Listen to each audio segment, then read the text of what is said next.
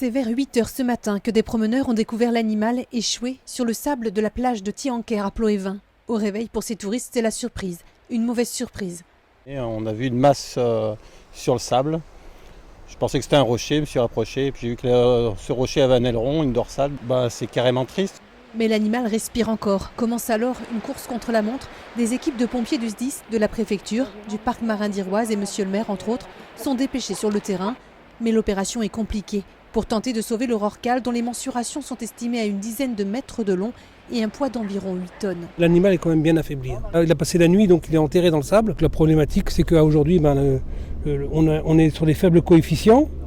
Et donc on a une profondeur à peu près de 80 cm d'eau. Donc il n'y a aucun bateau qui peut s'approcher pour soulever un rorqual. Les équipes comptent sur la marée montante pour permettre à l'animal de se dégager. Vers 13 h, un bateau de la SNSM arrive sur place. Les sauveteurs essayent de pousser vers le large la baleine à l'aide d'une sangle. Les spectateurs, silencieux, retiennent leur souffle. C'est impressionnant, c'est attristant. C'est un spectacle qu'on n'aimerait pas avoir à voir, mais bon, c'est comme ça. Le plus dur, c'est de rien pouvoir faire, quoi. C'est la 3e baleine qui s'échoue sur le sable finistérien en quelques semaines. De quoi poser question aux habitants et aux militants.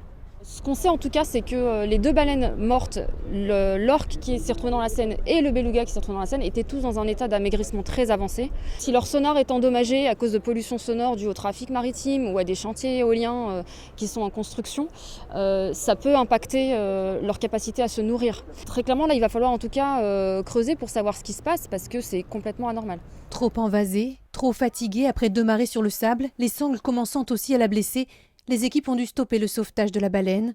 N'ayant pas sur place d'anesthésiant, elles attendent désormais sa mort avant de l'évacuer de la plage.